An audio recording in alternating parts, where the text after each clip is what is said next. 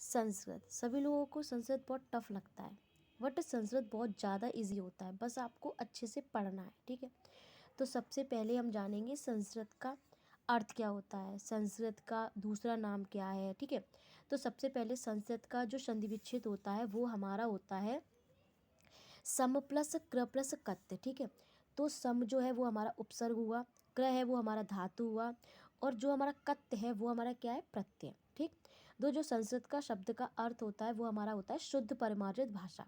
ठीक, अब आता है व्याकरण।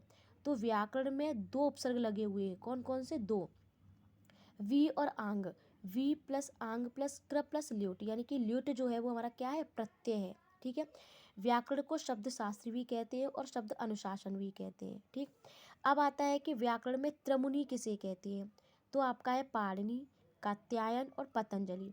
पाणिनि का जो जन्म हुआ था वो हुआ था 500 ईसा पूर्व सालातर लाहौर में, और जो कात्यायन का हुआ था वो हुआ था 350 ईसा पूर्व दक्षिण भारत में। ठीक है, अब आता है अष्टाध्यायी, जो कि व्याकरण का महत्वपूर्ण ग्रंथ माना जाता है, जो किसने लिखा, पाणिनि ने लिखा। अष्टाध्यायी में 8 अध्याय थे, जिसमें प्रत्येक अध्याय में 4 4 पाद थे। ठीक है, यानी कि कुल मिलाकर 32 पाद थे। आपको ऐसे पूछ लिया जाता है कि अष्टाध्यायी ग्रंथ की किसने रचना की, तो पाणिनि ने। कितने अध्याय थे, 8 अध्याय थे। टोटल पाद कितने थे, 32 थे, और इनमें लगभग सूत्र कितने थे, तो 4000 सूत्र या फिर 3978 सूत्र थे, इसीलिए इन्हें सूत्रकार कहा गया।